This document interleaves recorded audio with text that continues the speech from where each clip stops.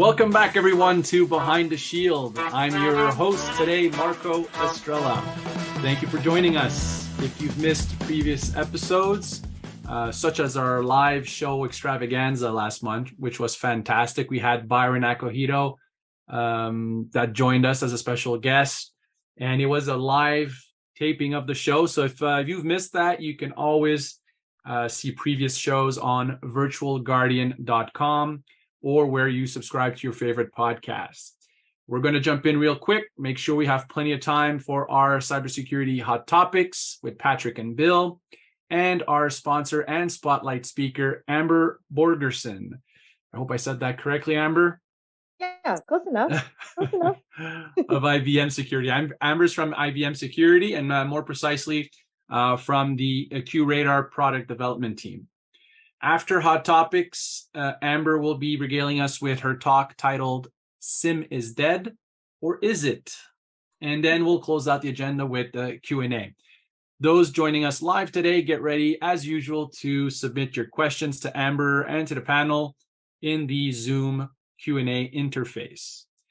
So let's get started. I'll present my cybersecurity panel of experts. First off, Patrick Naum, Virtual Guardian CEO. Patrick helps clients with solutions on how to defend themselves against all manner of cyber threats. Patrick, how's it going? Welcome back. Hi, everyone. Next up, Bill Strube, co-founder of Navilogic, based out of St. Paul, Minnesota. Bill also helps clients with solutions to improve their cybersecurity posture. How's it going, Bill? Good. And thank you for everyone for joining Behind the Shield. And our spotlight speaker today, Amber Borgersen, has agreed to join our panel as well.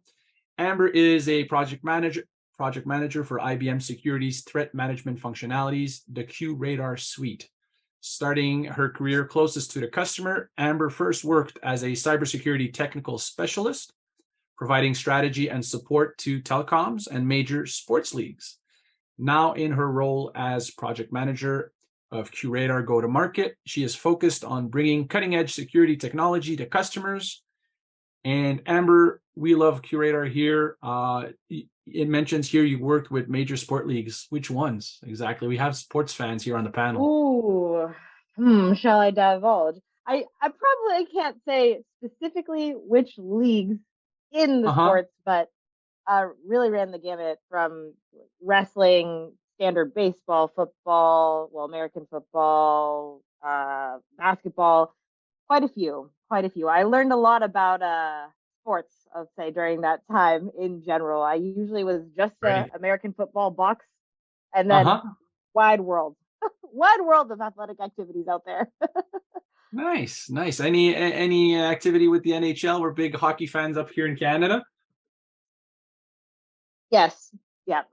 Okay. Really I won't make you divulge anything. I don't want you to get shot hockey or something. leagues in general. Yeah, maybe not necessarily. Hockey leagues in general. Very good. Very good. There you go. How long have you worked with the QRadar team? How long? Yeah. So how long have I been with the product? Is probably about 5 years now. And I always joke when I was in my tech specialist role, it was really around helping customers understand and implement QRadar SIEM specifically. And I always joke with my buddies, I had all these opinions about the product, right?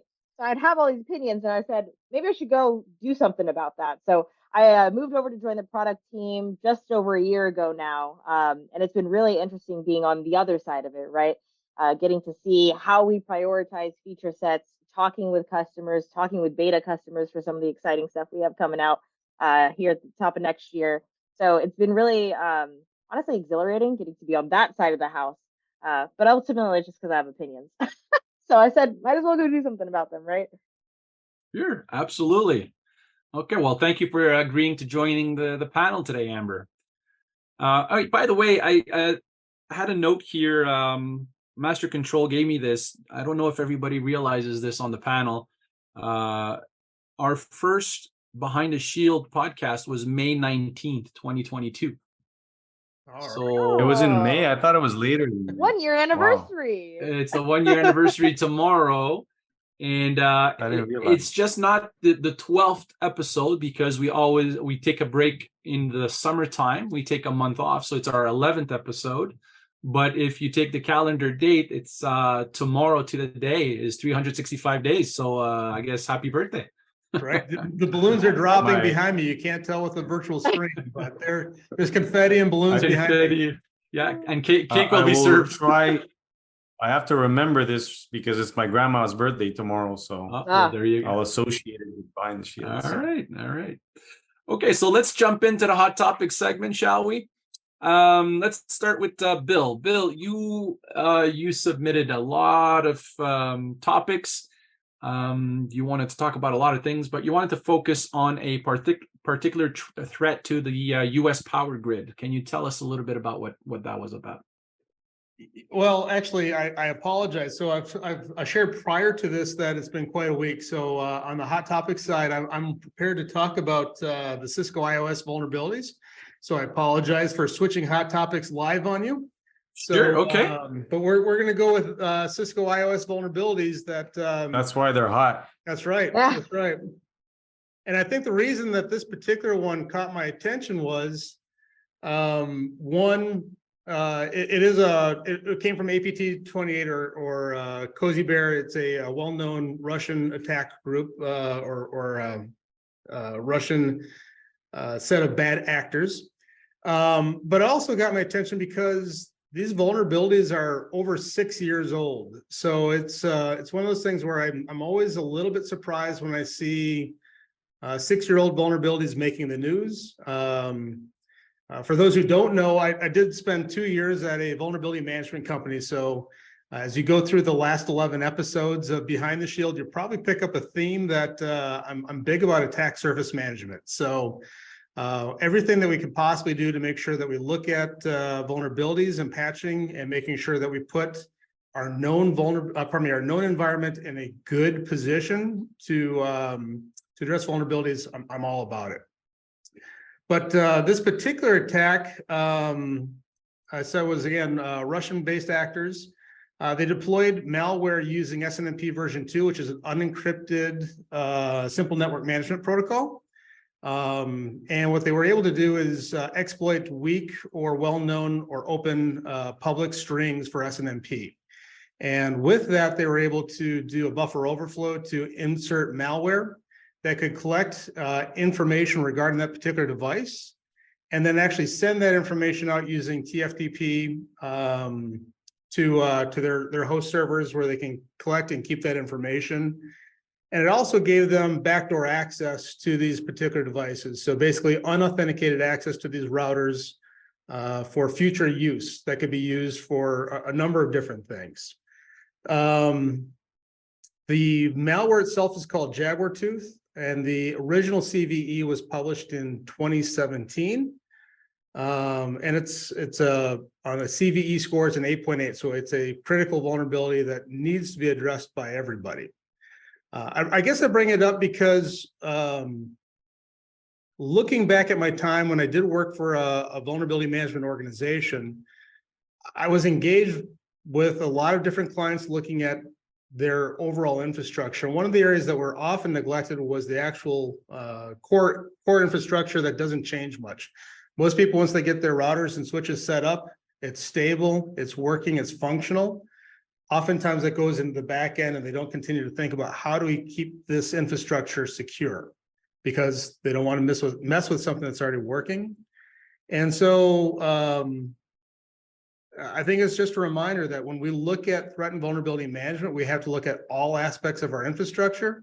We have to make sure that that we have to patch, which might mean that we have to pay for the Cisco contracts, or I'm not picking on anyone, but SonicWall had similar vulnerabilities not long ago.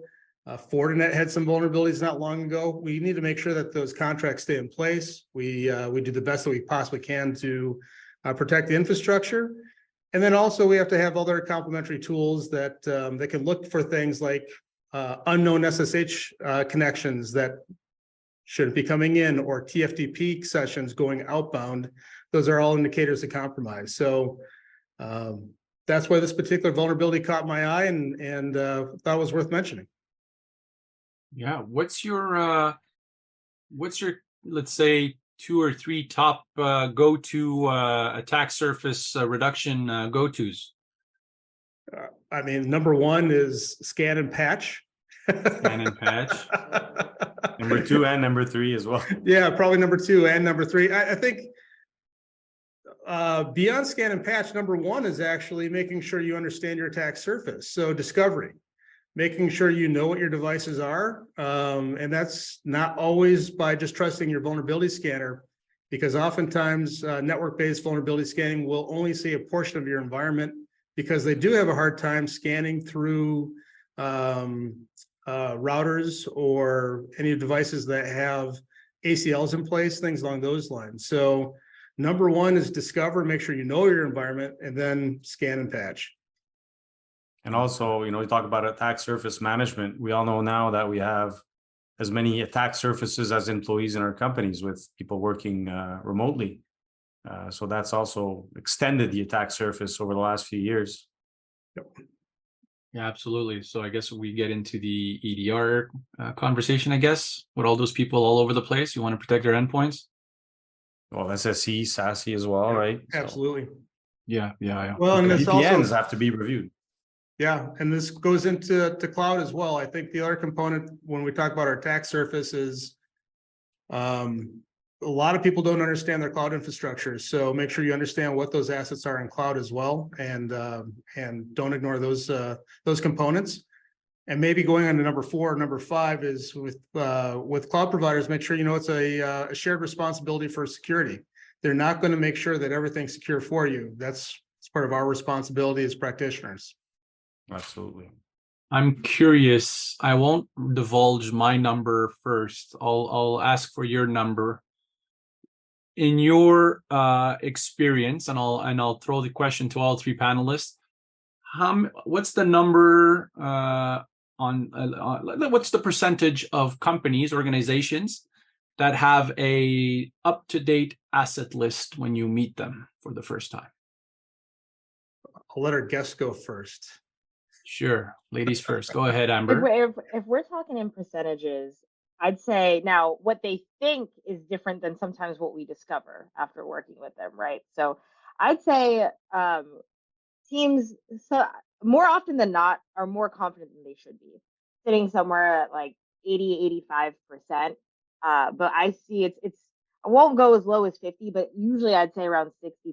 It's difficult, and to be sometimes the entity that helps them realize that, or I'm there with the teams as they were pulling everybody into the room and kind of having those conversations. But I'd say oftentimes more confident than it turns out to be is my general use. So Agreed. 50%, yeah, Pat?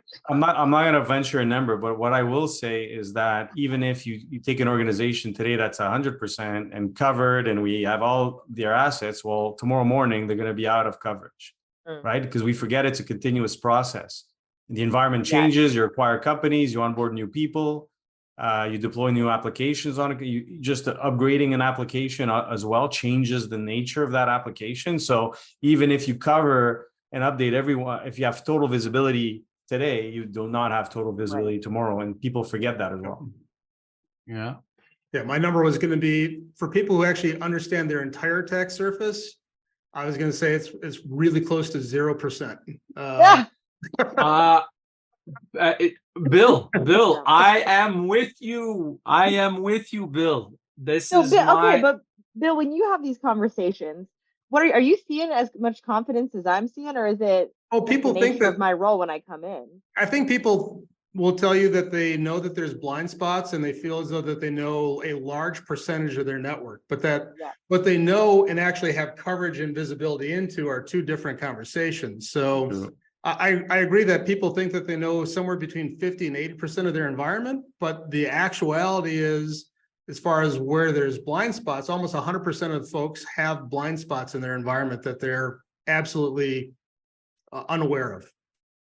Yeah, and you don't, that doesn't even count, all the downloads and new applications or cloud-based applications people download unbeknownst to their IT departments or even the security departments, right? So that's another area where, we ran audits. I remember, I think it was a couple of years ago, and we scanned just the applications that had external flows.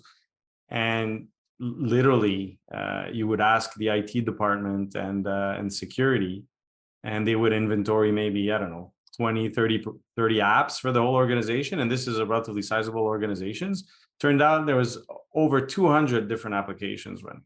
Yeah.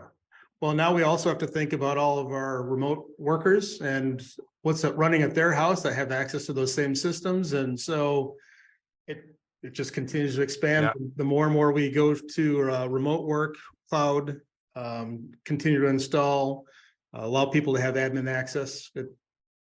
Marco, do you have another question? I mean, what was your objective here? Protect yourself from the growing threat of ransomware attacks with Virtual Guardian. Keep your sensitive data secure, identify vulnerabilities ahead of time, and know that Virtual Guardian is focused on your security, so you can focus on what really matters, growing your business. At the intersection of people, process, and technology, we're guarding your critical mass, achieving digital resilience, and protecting what matters most. Virtual Guardian, unmatched security expertise, fueled by trust. No, it's really, I'm not going to say irritating. It's because that's the wrong word. It's just that, working with the SOC, working with the SOC for so long, being close to our SOC for so long, always trying to determine what the scoping of the monitoring is, not wanting to forget anything. Customers are never ready, so they take their time, they review the service, they like the service, they like what we have to offer, and then when it's time to go, it says, okay, let's take this glass bubble, put it on top of your scope. Everything that's under this glass bubble is going to be monitored, and we have trouble getting a list of what's going to go under that bubble. It's something that's been difficult. Yeah. So that's why I wanted to bring you guys on that topic. I wanted to hear what you had to say. I'm glad Bill said close to zero, because I felt bad when Amber said 50. I was like, wow, she's talking to maybe some banks, or she's talking to some biased people, right? That's what I'm saying. I was like, Bill, you got to tell me your point of view. And you notice why I didn't mention any numbers, right? Yeah. Now you know. That's the politician in you, Pat. But okay, all right. We're going to move on to the next topic. That was great. Thank you very much. Speaking of politics, yeah. Speaking of politics, of course. Where is it? Here we go. Patrick, you did some heavy homework. You're next up. You did some heavy homework for us and our audience this month. You read the UQAM. UQAM is the Quebec University in Montreal. That's actually my alma mater. I didn't know that. You read the 2023 report Yes. on the geopolitical cyber incidents in which Canada is involved. So it's the Raoul Dandurand Chair, which is a very respected research chair here in Quebec. And they did this 30-page report. You read it for us, and you wanted to highlight some points. So please go ahead. Thanks, Marco. Yeah, so I came across this report because it brings a different view of cybersecurity, or I would say bad actors, right? And we're hearing, I'm sensing that we're all mixing up geopolitical, state-backed actors or bad actors with the criminals. They're really two distinct things, and that's what I'm going to try to convey here. It was a report in French that was written in French. So it's actually from the chair of strategic and diplomatic studies. And they had a committee. It's the Observatory for Multidimensional Conflict. So they're looking at this through a global view of geopolitical ramifications. I'll just state what, and I'm going to be reading this. The mission of this little observatory.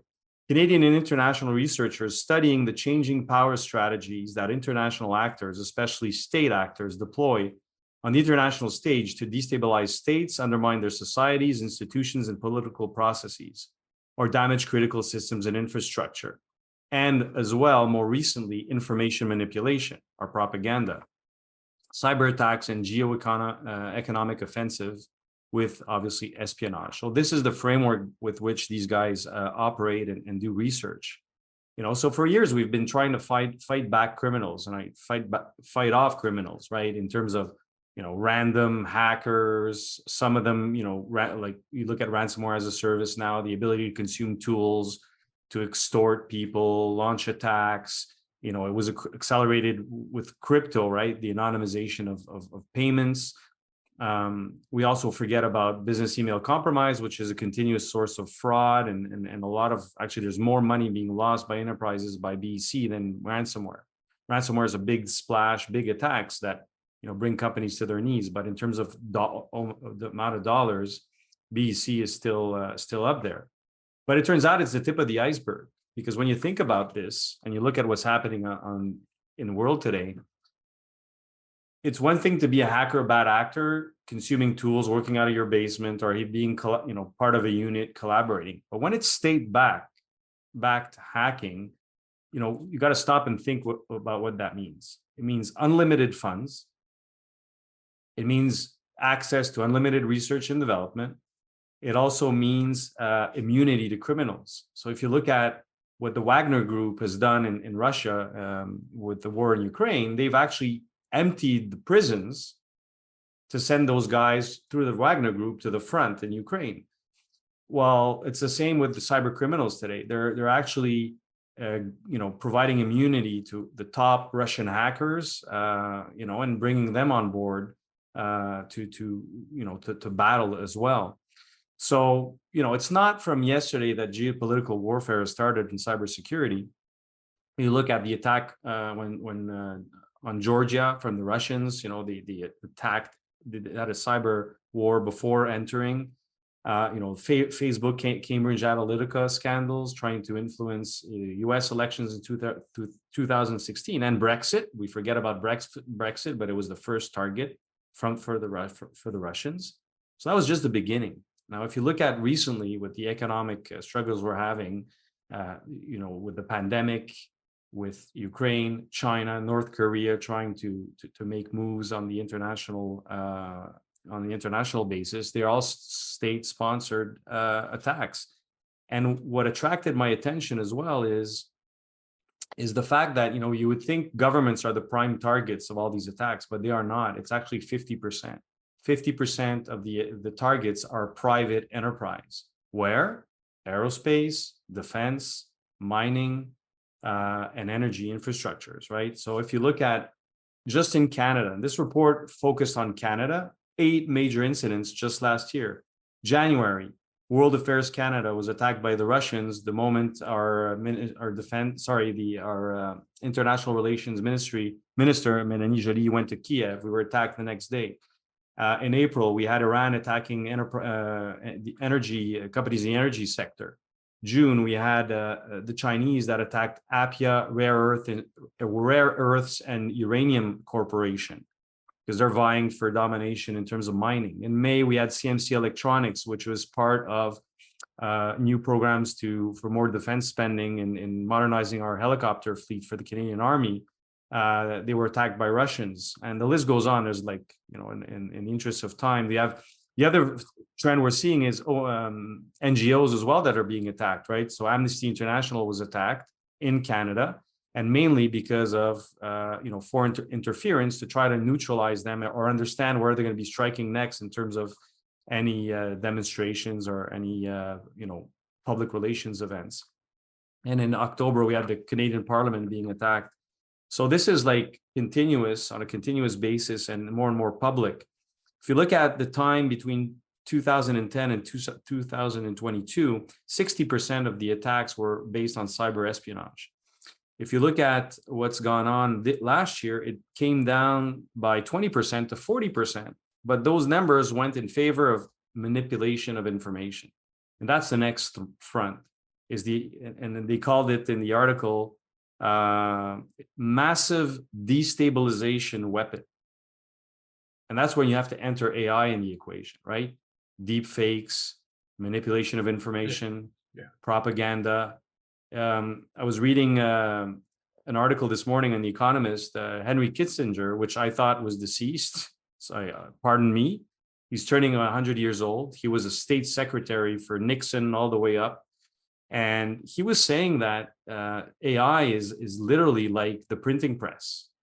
When the printing press first launched, there was obviously printing the Bible, books, and good information.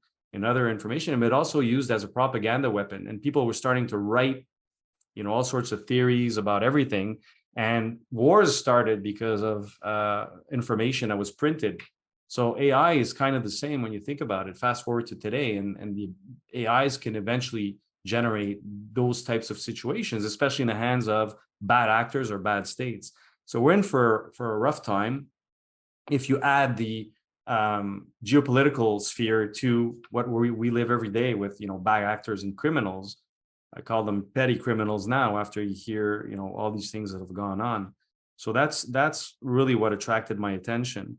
I mean, just this year in February, there was a deep fake. We had our prime minister being interviewed by Joe Rogan. I don't know if you saw or heard about that. And it took a while for people to realize it wasn't true.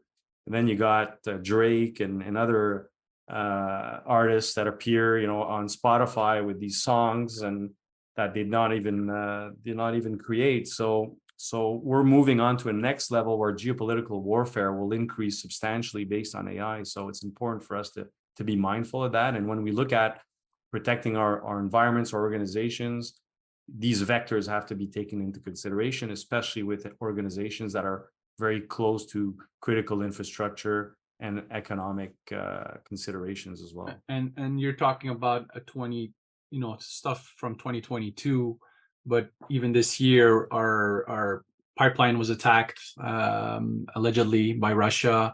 The Prime Minister's office, the Prime Minister's website, the Senate's website here in Canada, and this was all in the last couple of months, right? Yeah, and if you look at, there's a lot of actors, but on the top of the list, if I look at the percentage wise, the countries that are, so China's in the first place, then you have Russia, Iran, North Korea. But what they're saying is that because of AI, you're going to have other countries that are going to be jumping in and attacking and doing all sorts of creating havoc as well, because it's democratizing. The tools are helping, lower the barrier of entry for bad actors. So you're going to have other countries jumping in the fray. So they're saying that 2023, I know we're well engaged in May here on 2023, but it'll be the year of geopolitical cyber attacks based on AI. The number one challenge facing companies of all sizes and across all industries isn't a specific kind of attack. It's the depth and breadth of cybersecurity resources required to monitor, prevent, and respond to attacks against their business. Companies need help. They need expertise, they need technical capabilities, and they need a partner they can trust. Virtual Guardian has been a trusted provider of cybersecurity guidance and solutions for more than 25 years. If you're facing mounting challenges in both technical knowledge and human ingenuity, partner with Virtual Guardian to protect your business. Full stop. Visit us today at virtualguardian.com. Bill, Amber, any comments on this that you would like to add? Or I think that the barrier to entry is definitely lower. The fact that AI can help write code as well as malicious code helps with phishing campaigns, very good translation from one language to another.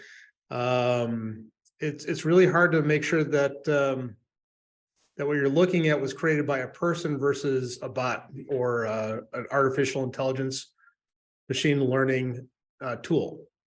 And so I like all tools, can be used for good, they can be used for bad. And I think that we're going to be dealing with that for a very long time. So I think for me, what stands out the most is this. We talk about this a lot at IBM in general, but the idea of upskilling based off of AI becoming a more and more greater part of the picture. So, I mean, the printing press example is a great one of that. Prior to that, you had scribes. Printing press comes around, but you need to train people to operate the printing press. And so I think what we're going to see is a shift in both how tools are built, how teams are using those newer tools to adjust to being able to detect things like deepfakes and things that look real, that come and sound come from real data. And it's only going to get more and more tough. But what that means is that tools are going to get upskilled and teams are going to have to be upskilled. So It's a natural evolution, I think, on both the offensive side and the defensive side we'll be seeing. All right. Well, thank you, panel, for your insight. That was good. Nice hot topics. We're going to move on to our spotlight speaker now, Amber Borgersen. As mentioned earlier, Amber is project manager on the QRadar team. And just before you get into your spotlight talk, for those folks listening in and don't know what QRadar is, can you just give us the little 60-second pitch there on that product? That's the easiest question all day. Yeah. There you go. So, yeah, QRadar SIEM, I think, I usually boil it down to a few words. It's proactive threat detection and analysis. So it is a SIEM tool, but at the end of the day, it's about finding threats and analyzing threats in a way that's proactive instead of reactive. And we do that by assessing data in real time and taking advantage of specific ML models, our corpus of knowledge used to train our AI specifically for cybersecurity to help accelerate the detection of standard threats and more modern threats. And then I usually like to throw a little asterisk on there that something that we do well, and is actually the history of where we started, is the inclusion of network behavior of flows in that analysis, in addition to traditional logs and events. Okay, cool. So Amber, you have a talk called SIEM is Dead or Is It? So for the next 15 minutes, Amber, the floor is yours, and the cameras are going to shut off. And then when we come back, that'll signal about that you have a minute left. Okay. So take it away. Cool. All right. So, I was positioned to have a topic to talk about, and I thought, let's take some time to talk about something I hear, I'd say, it becomes reappearing in the market maybe every 2 to 3 years. And it's this idea that SIEM is going away, that SIEM is a legacy product, that SIEM is dead.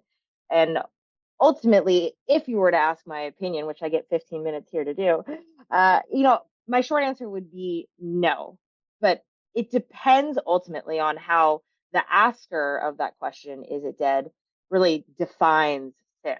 So over time, I mean, there's been so many different iterations of different definitions of what a SIEM is for, what it's supposed to do, what makes a good SIEM. And in my opinion, each one has had its time and place. But I personally have had the benefit of being relatively green to the space when it comes to, like, compared to many of my friends and my colleagues, both in the security space, specifically around the threat detection and the threat remediation space. But it's allowed me to observe the history, if you will, in a very analytical way, and be enabled on trends of what was hyped, what ended up being worth the hype, what ended up not necessarily being worth the hype, in a really non-biased way, because I wasn't biased by experience or attachment to a particular product or feature, right? So looking back, I'd say around like the early aughts, 2001, 2003, during that time period, this idea of SIM versus SEM kind of started to become a louder and louder conversation. So SIM versus SEM, if you will, but essentially this idea of using logs as long-term storage and retroactive analysis versus real-time streaming, and particularly with a focus on using some of that network behavior as well. And I think around like 2003, 2005, the tail end of those first 5 years, we started to see emerge. And I think, don't fact check me on this, but I'm pretty sure Gartner likes to claim at least that they were the ones that merged this idea of SIM and SEM to bring us SIEM, SIEM. And I think that's definition, both the inclusion of retroactive and long-term of long-term stored data, as well as real-time data, is a lot more aligned to what we see as the baseline for SIEM today. But something that I've heard over the past, I'd say more recent years, past 2, 3 years, is this idea that the SIEM disparagers of the world, right? I'd say that they say SIEM is a compliance tool. And I'll be the first to say that SIEM was around a long time before any of these formal compliance requirements existed even. And That's not to say that SIEM doesn't absolutely help with compliance and is a critical tool in ensuring retroactive proof of compliance, or even with working really closely with SOAR teams to prove that during a live remediation process. But I would say that SIEM is far from being only for compliance. So we've seen it kind of evolve from just ingest data and show me some things around the data to proving compliance to entire government entities. But even IBM, right, has what we believe is our own definition of what makes a SIEM a SIEM. And I'd say, obviously, I'm biased to that, but because I really believe in what we define as a SIEM being the best utilization of the roots of SIEM being applied in a modern context. And I think I want to share with the team here kind of a small, short, I'll keep it short, but history of where QRadar SIEM actually started. I think it's something that sets us apart and is a little bit different than a lot of our friends in the space. And back in 2001, in the Q1 Labs days. Now this is pre-IBM Blue, right? This is pre-Blue, pre-IBM. Q1 Labs, the tool that we now know has eventually evolved into QRadar SIEM, actually started as an NBAD, which I don't think I've heard anyone use that acronym in quite some time. It's a really antiquated acronym, but network behavior anomaly detection, right? So breaking down normal versus abnormal behavior across the network. So as opposed to, I'd say, most traditional SIEMs, QRadar SIEM didn't start in the logging space. We actually started in the networking space. And that was back in 2001, founded right around the time that this conversation of SIEM versus SIEM was happening. And we saw Q1 Labs start to grow and evolve and get really, really powerful at what they did with network behavior. And ultimately, that's when IBM started to take notice. And in 2012 is when IBM acquired Q1 Labs and brought us, said, hey, what they're doing here with network behavior is really special. What would happen if we applied the same things we're doing with network behavior to log analytics? And thus, essentially, the QRadar SIEM as we know it today was born. But I think it's really special and really important that we started in the networking space, because at the end of the day, logs will always be important. Events will always be critical to threat detection and threat analysis. But if I'm a bad actor, right, and I get into a system that's compromised, one of the first things that I'm going to want to do is turn off logging or go in and make some changes if I'm able to, which I am. But today, now, I usually asterisk this with who knows what's going to happen when quantum starts to become a little more consumable and more widely available. How the applications of quantum are a whole other topic, right? But as of today, that same turning off of or editing retroactively of logs cannot be applied to flows, to network information. So there's a lot of good critical information that this isn't my saying, but I stole this from another podcast that I like to reuse and say is that flows don't lie, that network behavior doesn't lie. So it's just really critical information that logs are something like a still picture image of a moment in time, whereas network behavior would give you information more like a video. So at the end of the day, it's all to say, not every one of our curators and customers is using network behavior, but I'd say a majority of them are, and it's because it's something that is and has been part of our history and therefore intentional, not an afterthought. But ultimately, network behavior is key to our history of real-time threat analysis.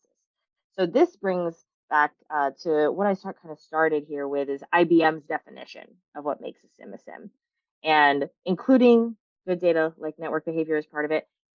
And the biggest part of it, I'd say, of what makes our SIEM more than a log management tool, more than even a security-focused log management tool, or even a security-focused data lake, is this idea of real-time threat analysis. Now, since I'm here as Amber, right, and not officially as IBM, I'll say real-time, but sometimes legal likes to joke we can't say real time, so I'll say near real time, right? But ultimately, the idea of streaming data and streaming analysis versus search-based analytics, which, don't get me wrong, search-based analytics, I do believe, have a very appropriate time and place when it comes to threat analysis. But at the end of the day, we ask ourselves, how do I build a search if I don't always know what I'm looking for? So there are some vendors out there, and us as well, actually, that build really powerful search that you can schedule in very small increments of time to run every now and then, or to run every 30 seconds. But what it really comes down to is that question, right? Even if I have a search, if I have an intention to run a search every 30 seconds, that search has to be built first. And I need to make sure that I understand what I'm looking for in order to build the search, which isn't always the case in today's threat landscape. So ultimately, this idea of streaming analysis versus search-based analysis is really core to IBM's definition of a SIEM. And I think, for my opinion, at the end of the day, how I would define a SIEM, to take us back to is SIEM dead, I would say that SIEM does not necessarily equal a type of tool or a column of tools in an offering suite. But I'd say that the mission of SIEM is what those four letters actually stand for: security, information, and event management. Meaning, this idea of ingesting real-time and historical data for threat identification analysis by whatever means, with whatever vendor, in whatever style. That's what SIEM is to me, is that mission of using that data for this purpose to help us achieve the goal of ultimately a safer environment. But the mission, this task, I don't see that going away. So, SIEM going away anytime soon, perhaps as the idea of a type of tool, I think SIEM will evolve. But for what those four letters actually stand for what the mission is when you use a SIEM, I don't see those going away anytime soon. For as long as organizations have data that somebody out there wants to use for manipulation, for profit, for geopolitical reasons, there will be a need to find, analyze, and remediate potential threats from all of these bad guys out there, right? In fact, this idea that SIEM is dead, I kind of alluded to this at the beginning, but it's not even a new proposition, right? People have been claiming this and reclaiming this phrase itself actually as far back as 2011, 2012, kind of even at the peak of SIEM's hype cycle. It's not necessarily a new notion that SIEM is dead, but I think the reason it keeps getting brought up, this phrase keeps getting reused, or the idea of a SIEMless SOC is mentioned, is that there's a notion in the market for as many new tools are released, exciting new tools even, and the evolution of some tools, they have to negate the legacy, I'll say in strong air quotes here, the legacy tools, which, as an aside, this idea of legacy tools always cracks me up because it seems to be used negatively, but the word itself is actually really positive in connotation, right? This tools that have lasted throughout a period of time with extended value provide a legacy, but that's a whole other thing. So all to say that this SIEM is dead phrasing, I find, is often used not in a way that is valid around the value of SIEM decreasing, but more so as a means of creating excitement and comparison to new tools that come on the market. And I think a great example of this actually is with EDR. We talked a little bit about EDR earlier in our hot topic session, but I think when EDR started to come into the market really strongly, like 2012, 2013, there were people that said SIEM is dead, EDR is where it's at. You need to be able to have a great understanding of if you have a great understanding of every endpoint in your environment, you will have more confidence and be able to achieve what you do with SIEM. And I think, a few years later down the line, almost a decade actually, we know that statement now is almost absurd. But rather than saying, EDR is onto the scene, SIEM is dead, why not take advantage of tools that are focused on endpoint? Why not take advantage of the great remediation and automation capabilities that many EDR tools offer today in conjunction with SIEM? So I think this idea of comparison is not necessarily beneficial to many of our customers out there, and not beneficial to the market. What we should see is look at the purpose of each of these types of tools and the new tools that we see coming on the market. What are these tools providing speciality in that perhaps a SIEM does not provide speciality in? But how can we use the overarching goal of SIEM to find, analyze, and use historical and real-time data to do that? How can we use these tools in conjunction to get us ultimately to a better place of finding things faster or preventing things, right? But if I were to wrap things up here, I'd say essentially SIEM is nowhere from dead. At the end of the day, if I wanted to get technical about it, I would say that SIEM is at the end or near the end of its hype cycle.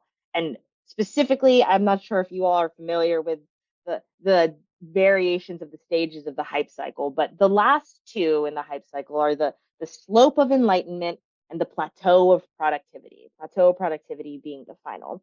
And in my opinion, SIEM sits right on the edge of verging into that final stage of the hype cycle where, true value has been realized and actual evolution can happen without creating a lot of unnecessary noise.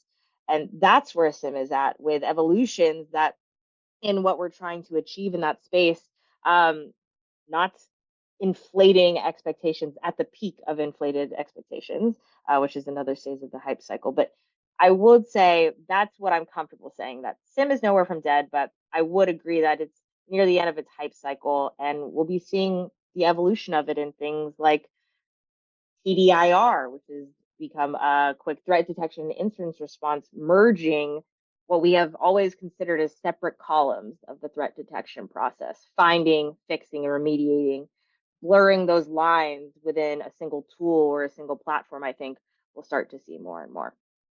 But I think my answer, hopefully you all know by now, my answer is no. Are you struggling with the agility required to keep up with today's security threats? Are you wondering how you can empower teams to be most effective and what obstacles you have to securely remove to do so? Solstice is the trusted advisor you've been looking for. We're a leading security products and services provider that leverages agile methods to support. We build great product teams, combining agile methods with security expertise to offer unique business value for your enterprise. To learn more how we can deliver faster and better value to customers, contact us at info@solstice.ca and check out our website at solstice.ca. Thank you, Amber. That was great. I can listen to you talk for hours. That it's like one of my favorite topics, cybersecurity topics. And you kind of alluded it, and I have a question already for you, and it's pertaining to the evolution of SIEM. You said there's an acronym there with the incident response in there. What was it? TDIR. TDIR. Oh yeah, okay, yeah. Threat detection, incident response. So you're seeing SIEM transform to TDIR, add TDIR, become TDIR? What exactly? Yeah, I think, in my opinion, the past few years, it seems like anytime anyone was asked about the evolution of SIEM, the answer was always this move to SaaS, that we're moving away from teams managing their actual infrastructure. We're moving away from teams having to use hardware boxes, and that was the big trend of SaaS. I think that's a whole other thing. I think I've seen a big counterculture movement actually over the past few years of the move to cloud and the backing away from cloud. So when I get asked the question of what do I see the evolution of SIEM? What do I think is the biggest evolution that will come with SIEM now? I think it's not SaaS, which is maybe a hot take. I think it's this idea that tools that we know as traditional SIEM, SOAR, EDR even, will become less and less separate, and you'll start to see a little bit of SOAR functionality in SIEMs, or you'll start to see a little bit of that find and analyze functionality in SOARs. And we'll move more towards a platform approach, whatever that's called, whatever acronym the market comes up with, right? But I think TDIR is what I find to be closest aligned with what I see happening. And that's, I mean, an example of that would be like seeing recommended remediation actions in a tool like a SIEM, down to the specific artifact with an alert or whatever your tool calls an alert. But that's what I see, and it's not SaaS. I hear SaaS a lot, but that's And really Amber, not what I think. I got a question for you. We've Yep. got clients that use a traditional SIEM product, and then what I'll call non-traditional SIEMs like Microsoft Sentinel and so on. And they're not actually making connections between those two. They're actually querying those two different sources, almost like you would two different completely autonomous systems. Are you seeing more people trying to figure out what is the best way to optimize SIEM technology, and how do they take advantage of things like Microsoft Sentinel and so on? Yeah, if you had asked me 4 years ago, do people have multiple SIEMs? I'd say in very specific scenarios, but I say most people would be shocked at how many small and enterprise organizations have traditional or non-traditional or even two traditional SIEMs for whatever reason it is, an ELA with a particular company or a specific investment in, let's say, a particular cloud investor. And I think what I've seen, and maybe this is a biased approach, because IBM's approach to solve this is to provide options for things like federated search, to take advantage of disparate systems, but not have to charge for egress, ingest, charge, or elevating the telemetry that can be used in initial SIEM analysis. And what I mean by that is, I always use this analogy when I discuss about this, but SIEMs traditionally take in raw ingredients, like taking in sugar, flour, butter to bake a cookie being the output, an alert. For QRadar SIEM today, that's called an offense. But something that we are working on, and what I'm seeing more patterns of in the market, is ingesting, yes, still those raw ingredients to bake something interesting, but taking in the cookie, taking in a cupcake, taking in something and combining it into something that has higher telemetry. So to put it in cyber security terms, what I mean is ingesting outputs of traditional SIEMs, ingesting alerts from Defender, from QRadar SIEM as we know it today, from EDR alerts that already have a lot of great telemetry in the alert itself, and then correlating on that rather than only sticking to the raw ingredients. So something that we're doing, and I've been hinting at this, but I'll explicitly say it. IBM is working on the next generation of what is QRadar SIEM today, and it's a very exciting time. It's been several years in the making, and we're basically at that last 95%. So we're set to GA early next year. Is probably what legal won't slap me on the wrist for saying, but that's exactly what we're looking at doing, is taking in higher value inputs to produce higher value outputs, essentially. And that looks like ingesting from multiple SIEMs. Was that announced at the RSA, what you just said, or no? It was. So, well, it was technically. So without boring everybody with the specificity of phrasing in our press release, we GA'd our new QRadar Suite, which is a SaaS at first offering. I, again, always get slapped for saying SaaS first. SaaS at first, meaning all of our tools within the suite, that's EDR, SOAR, eventually SIEM, and a net new security log management tool, which I kind of think of as the baby brother to our SIEM, will all be deployed, or will all be available initially SaaS at first offering specifically on AWS. And then as we modernize, we'll continue to spread to other cloud providers as well as on-premise customers. Because we have that's a whole other topic we can get into too, you guys, is this, like I mentioned, this anti-cloud movement that I feel there's a bunch of stuff I've been seeing on Reddit and all this kind of stuff. But we did announce, but the 3 out of the 4 products we announced as available for purchase: EDR, SOAR, and Log Insights, our log management tool. And then SIEM had the asterisk that we announced our intention to release. So our next generation SIEM is not available for purchase yet. However, it is available for beta. So if there's any customers out there that are interested in providing their feedback, we're always welcome to hear it. But it's very exciting times. I wish I could say more. I wish I could show more too. That's really the thing that gets me. I get so excited about what we're doing. And then we have customers calling with XYZ challenge. And I want to say, I can show you right now how we're solving that in the next 6 months. But we got to wait until GA. Exciting stuff, though. Have to be patient. The good things come to those who wait. So they say. Yes, so that's what they say. A quick one. Yes. Quick one for you. Is there a competitor out there that you would give props to for something in particular?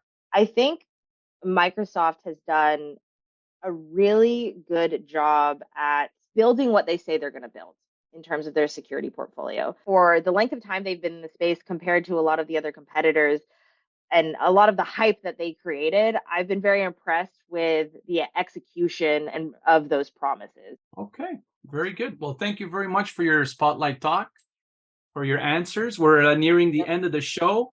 I want to slip in 2 quick little things. Patrick, 30 seconds. Montana banning TikTok for its residents. You got 30 seconds. Go. Well, let's keep rolling. Keep rolling. Keep banning. Political Patrick. I had to shoot political Patrick the political question. So no opinion. Good, bad, thumbs up, thumbs down. Good. Okay, Keep them coming. Thumbs up. Okay, very good.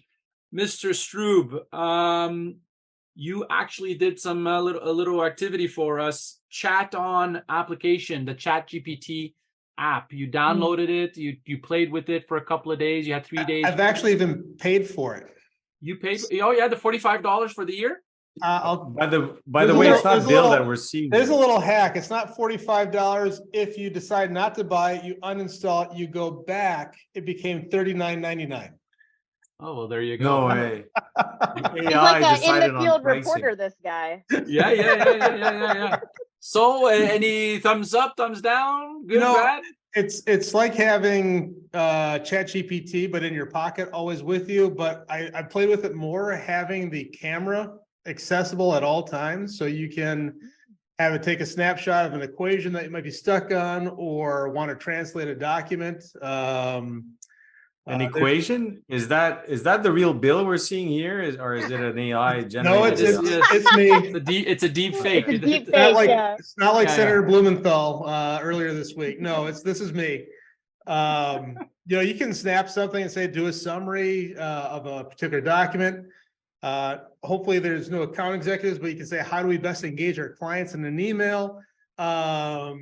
There's all different things available still within the app. And I think that it's, again, a tool that can do some really good. I'm planning an international trip. I'm sure I'm going to use it for translation. The dealer's showing 8 and I have 16. Should I hit or should I stay? Right? Is that what you're asking? That's right. Be probabilities. Well, and Bill, if you're traveling, I've heard I would challenge you actually ask for an itinerary for wherever you're going. There you go. And it was pretty good. We're going to Iceland, and so it didn't give me any itineraries that included any F roads, which are their off road, or like a super Jeep type vehicle to get there. Didn't give me anything that would get me in trouble, but we still want to do some hiking, so it didn't give anything really that most tourists. If you're a standard tourist in Iceland, you're gonna get a good itinerary. If you want off the beaten path, maybe not. Okay, very good. Well, listen, we're up against the clock. Thank you very much again, Amber, Patrick, Bill. Thank you for your participation. Thanks, Amber. Thank you, IBM Security, Amber. Really good talk. and our panelists, our usual panelists, thank you very much. If you've missed any part of today's podcast, the show will be made available sometime next week. Look out for the link. It's going to be on all the podcast services. And thanks again for your support, for listening in. And as always, remember, when you're behind the shield, you're ahead of the game. Take care, everybody.